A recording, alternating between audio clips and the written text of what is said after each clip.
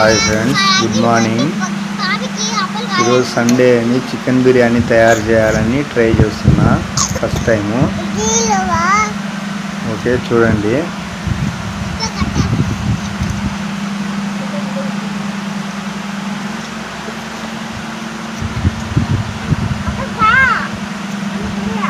అన్ని మసాలాలు అయితే వేసున్నాను.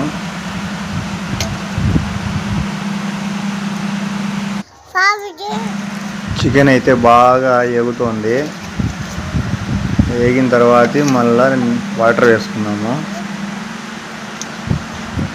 మళ్ళీ బిర్యానీ రెడీ అయిన తర్వాత చూపిస్తాను ఫ్రెండ్స్ ఇంకొక వీడియో.